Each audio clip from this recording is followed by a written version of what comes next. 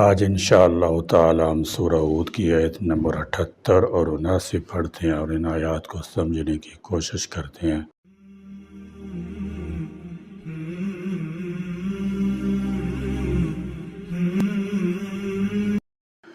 اعوذ باللہ من الشیطان الرجیم، بسم اللہ الرحمن الرحیم۔ وَجَاءَهُ قَوْمُهُ يُهْرَعُونَ إِلَيْهِ وَمِن قَبْلُ كَانُوا يَعْمَلُونَ السَّيِّئَاتِ قَالَ يَا قَوْمِ هَؤُلَاءِ بَنَاتِي هُنَّ أَطْهَرُ لَكُمْ فَاتَّقُوا اللَّهَ وَلَا تُخْزُونِ فِي ضَيْفِي أَلَيْسَ مِنكُمْ رَجُلٌ رَّشِيدٌ قَالُوا لَقَدْ عَلِمْتَ مَا لَنَا فِي بَنَاتِكَ مِنْ حَقٍّ وَإِنَّكَ لَتَعْلَمُ مَا نُرِيدُ وَجَاءَهُ اور آئی اس کے پاس قومہ اس کی قوم یہرعون دوڑتی ہوئی الیہ اس کی طرف۔ فرمایا وَجَاءَهُ قَوْمُهُ يُهْرَعُونَ إِلَيْهِ، آرع کا معنی کسی کو تیزی سے دھکیلنا۔ فعل مجہول کا مطلب یہ ہے کہ جب اس خبیث قوم کو سیدنا لوط علیہ السلام کے گھر ایسے حسین لڑکوں کے آنے کی خبر ملی تو وہ ان کی طرف تیزی سے اس طرح بے اختیار دوڑتے ہوئے آئے جیسے کوئی انہیں پیچھے سے دھکیل رہا ہے۔ وَمِن قَبْلُ اور پہلے ہی سے کانوا یعملون تھے وہ عمل کرتے السیئات برے۔ وَمِن قَبْلُ كَانُوا يَعْمَلُونَ السَّيِّئَاتِ فعل مضارع پر کان آئے تو استمرار اور ہمیشگی کا معنی دیتا ہے، اللہ یہ کہ اس کے خلاف کوئی دلیل ہو، اس لیے زمخشری نے اس کا معنی کیا ہے وَمِن قَبْلِ ذَلِكَ الْوَقْتِ كَانُوا يَعْمَلُونَ الْفَوَاحِشَ وَيُكْثِرُونَهَا فَذَرَوْا بِهَا وَمَرَنُوا عَلَيْهَا، اس سے پہلے وہ یہ برے کام کثرت سے کرتے تھے حتیٰ کہ یہ ان کی عادت بن چکی تھی۔ یعنی کوئی آدمی شروع میں ایسا غلیظ فعل کرنے سے کچھ جھجکتا ہے، مگر یہ لوگ بے اختیار تیزی سے اس لیے آئے کہ کثرت سے فعل بد کے ارتکاب نے ان کی حیا اور جھجک بالکل ختم کر دی تھی۔ قال لوط نے کہا یا قومی اے میری قوم، ہؤلائی یہ ہیں، بناتی بیٹیاں میری یعنی قوم کی، ان سے نکاح کر لو، ہن اطہر وہ بہت پاکیزہ ہیں، لکم تمہارے لیے، فاتقوا اللہ چنانچہ تم اللہ سے ڈرو، ولا تخزونی اور نہ تم مجھے رسوا کرو، فی ضیفی میرے مہمانوں میں، الیس منکم کیا نہیں ہے تم میں، رجل کوئی بھی مرد، رشید بھلا۔ فرمایا قال یا قوم ہؤلاء بناتی، جب وہ غصے اور شدت سے مہمانوں کو اپنے حوالے کرنے کا مطالبہ کرنے لگے تو سیدنا لوط علیہ السلام نے مہمانوں کی عزت بچانے کے لیے اپنی تواضع کی انتہا کر دی، کہا یہ میری بیٹیاں ہیں، یہ تمہارے لیے بہت پاکیزہ ہیں، اللہ سے ڈرو، مجھے میرے مہمانوں میں رسوا نہ کرو، کیا تم میں ایک بھی بھلا آدمی نہیں؟ یہاں مفسرین نے بیٹیاں پیش کرنے کی مختلف توجیہیں کی ہیں۔ اشرف الحواشی میں کہ بناتی بیٹیوں سے مراد ان لوگوں کی اپنی عورتیں ہیں، کیونکہ نبی اپنی قوم کے لیے بمنزلہ باپ کے ہوتا ہے اور قوم کی ساری عورتیں نبی کی بیٹیاں ہوتی ہیں، جیسا کہ نبی علیہ السلام کے متعلق ارشاد ہے النبی اولیٰ بالمؤمنین من انفسہم وازواجہ امہاتہم، یہ نبی مومنوں پر ان کی جانوں سے زیادہ حق رکھنے والا ہے اور اس کی بیویاں ان کی مائیں ہیں۔ یہی تفسیر راجح ہے۔ وہ بعض لوط علیہ السلام کی اپنی بیٹیاں بھی مراد لی ہیں کہ ان سے شادی کر لو۔ اس تفسیر کے راجح ہونے کی وجہ یہ بیان کی جاتی ہے کہ سیدنا لوط علیہ السلام کی بیٹیاں معروف قول کے مطابق صرف 2 تھیں، اگر کم و بیش بھی ہوں تو پوری قوم سے تو ان کی شادی نہیں ہو سکتی، اس لیے بیٹیوں سے مراد قوم کی بیٹیاں یعنی ان کی بیویاں ہیں۔ ایک قول یہ بھی ہے کہ مراد اپنی ہی بیٹیاں تھیں، مگر نہ انہیں ان کے حوالے کرنا مقصود تھا، نہ ان سے شادی کرنا، بلکہ محض انہیں شرمندہ کر کے اپنے مہمانوں کی عزت بچانا مقصود تھا، کیونکہ وہ بھی جانتے تھے اور قوم بھی کہ اپنی بیٹیاں کوئی کسی کے حوالے نہیں کرتا، یہ صرف اپنی عاجزی کے اظہار اور انہیں شرمندہ کرنے کے لیے ہے، جیسے کہ سلیمان علیہ السلام نے فیصلہ کیا تھا کہ لاؤ بچے کے 2 ٹکڑے کر کے دونوں دعوے دار عورتوں کو ایک ایک حصہ دے دیتی ہیں، حالانکہ ان کی مراد ہرگز یہ نہ تھی کہ واقعی بچے کو درمیان سے کاٹ دیا جائے، بلکہ وہ حقیقت اگلوانا چاہتے تھے۔ آیت کے ظاہر الفاظ سے یہ معنی مناسب معلوم ہوتا ہے۔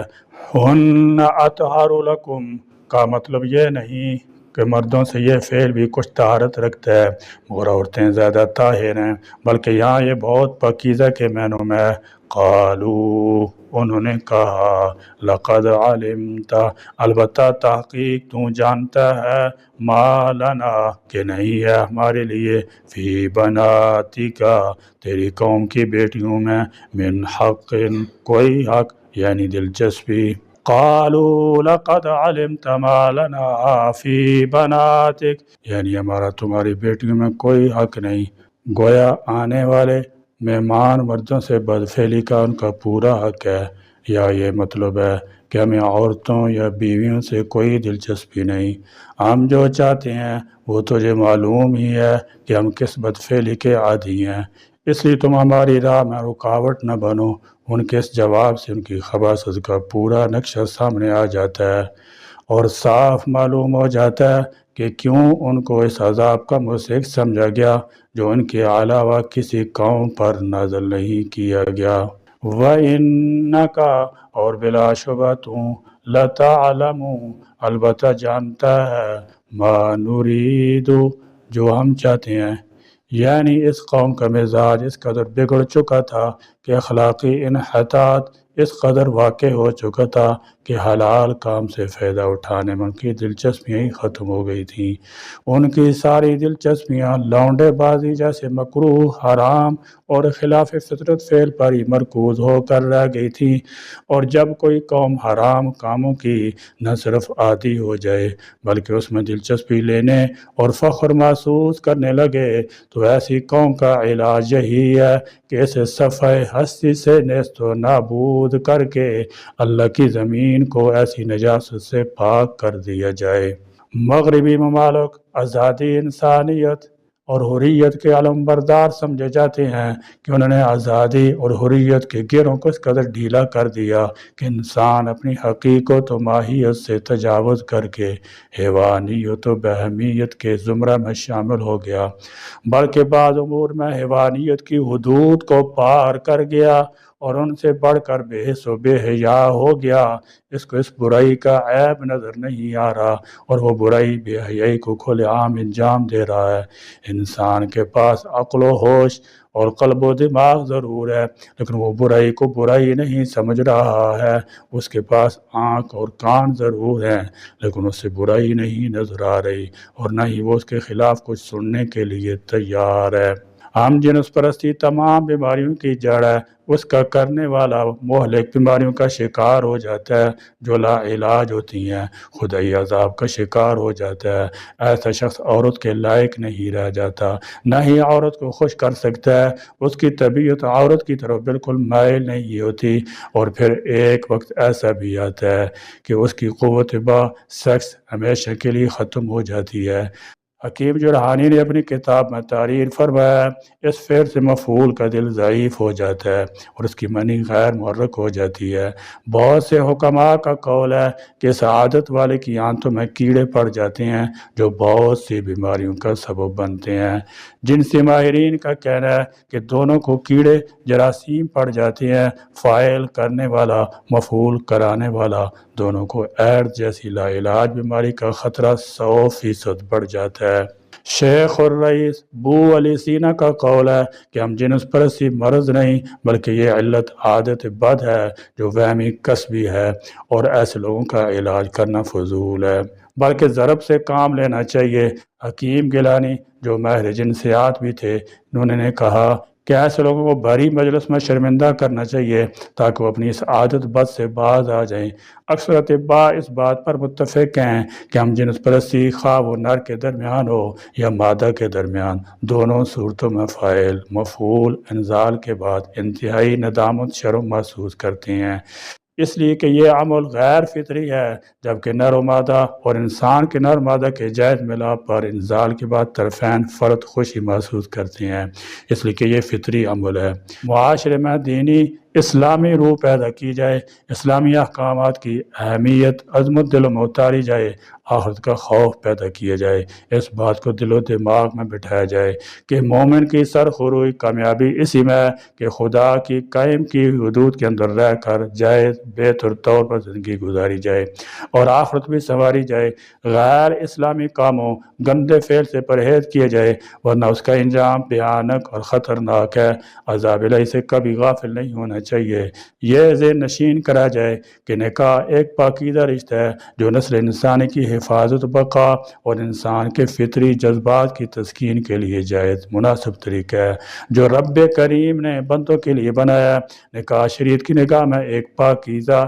ٹھوس، پائیدار اور دیر پا رشتہ ہے جو دیگر مذاہب میں بھی کسی نہ کسی شکل میں موجود ہے، نیز اس کے لیے الگ الگ قوانین ضابطے بھی ہیں۔ تمام مذاہب نے اسے صرف ایک رسمی تفریح دنیاوی ضرورت کے طور پر استعمال کیا، لیکن مذہب اسلام میں نکاح کو دنیاوی ضرورت کے ساتھ ایک دینی ضرورت بھی بتایا گیا اور قرب الہی کا سبب بھی بتایا گیا۔ بہرحال بدفعلی خواہ کسی کے ساتھ بھی ہو، چاہے اس کی رضا سے ہو یا جبری ہو، عقلاً ہو طبعاً ہو، شرعاً انتہائی شنیع اور قبیح ترین عمل ہے۔ اس کی حرمت و مذمت قرآن پاک کی کئی آیات احادیث مبارکہ میں وارد ہوئی ہیں، مثلاً سورہ اعراف آیت نمبر 80 میں اسے فاحشہ سے تعبیر کیا گیا ہے، جس کی تفسیر میں مفسرین نے وضاحت کی ہے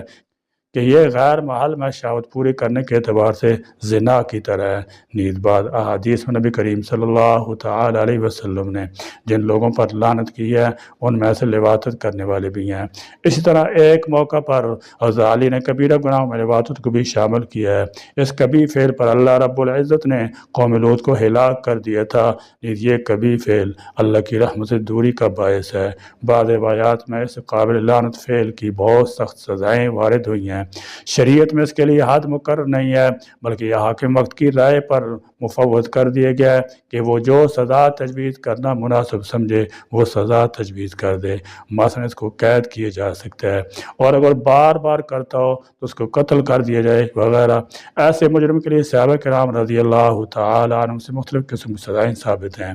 قوم لوط کے عمل کے بارے میں قرآن حدیث کا موقف بہت واضح، سخت اور شدید ہے۔ اللہ تعالیٰ نے قوم لوط کو ایک عبرت ناک عذاب مبتلا کیا کیونکہ وہ ایک ایسا فعل کرتے تھے جو فطرت کے خلاف تھا۔ یہ فعل آج ہم جنس پرستی یا لواطت کہلاتا ہے۔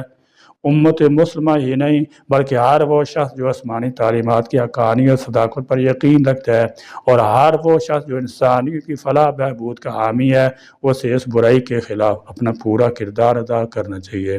آخر میں ہمیں کچھ وقت کے لیے پوری قوت فکر کو مجتمع کرتے ہوئے سوچنا چاہیے کہ کہیں بحر لوط کی کوئی طوفانی لہر پھر انسانیت کا پیچھا تو نہیں کر رہی، کہیں سونامی طوفان اسی کا نتیجہ تو نہیں ہے، کہیں دور حاضر معیشت کی تباہی اسی کا ثمرہ تو نہیں ہے۔ یہ سوچتے ہوئے یہ فرمان الہی بھی پیش نظر رہے، وَمَا هِيَ مِنَ الظَّالِمِينَ بِبَعِيدٍ، اور قوم لوط کی یہ تباہ برباد ہونے والی بستی ان ظالموں سے دور تو نہیں۔ ہم جن پرستی کے کبھی ہونے کے متعلق آسمانی تعلیمات کا مطالعہ کیا جائے اور اس فعل بد کا ارتکاب کرنے والوں کے انجام سے باخبر ہوا جائے۔ اب انصاف کا تقاضا یہ ہے کہ آسمانی تعلیمات کا ہر حقیقی پیروکار، خواہ وہ مسلمان ہو یا عیسائی یا یہودی، اس عمل قبیح کی روک تھام کے لیے اپنی تمام تر کوششیں بروکار لائے۔ تاہم جو لوگ خود کو آزاد خیال تصور کرتے ہیں ان پر بھی لازم ہے کہ وہ انسانی معاشرے کی فلاح و بہبود کے لیے اس معاشرتی برائی کو جڑ سے اکھاڑنے کے لیے اپنی تمام تر کوششیں صرف کرے، کیونکہ صرف اسی صورت میں ایک فلاحی انسانی معاشرہ تشکیل پا سکتا ہے۔ ہم جنس پرستی جس طرح انسان کی روحانی زندگی کے لیے سم قاتل ہے، اور ایسی انسان کی جسمانی زندگی کے لیے بھی انتہائی نقصان دہ خطرناک ہے۔ اسلام دین فطرت ہے، اس نے جن چیزوں سے رکنے کا حکم دیا ہے یقیناً وہ کسی نہ کسی مسئلے پر مبنی ہے، جن میں سے کچھ کا احساس ہمیں ہو پاتا ہے، کچھ کا نہیں۔ ہم جن سے بھی فحش عمل بدکاری ہے جس سے اسلام نے منع کیا ہے، جس کے برے نتائج آ رہے ہیں اور آتے رہیں گے، اس سے بچنا اللہ کا حکم ہے، اور اللہ کے حکم کے سامنے سر تسلیم خم کرنا فرض ہے۔ اللہ تبارک و تعالی اس کبھی فعل سے انسانیت کو بچائے، آمین۔ وآخر دعوانا الحمدللہ رب العالمین۔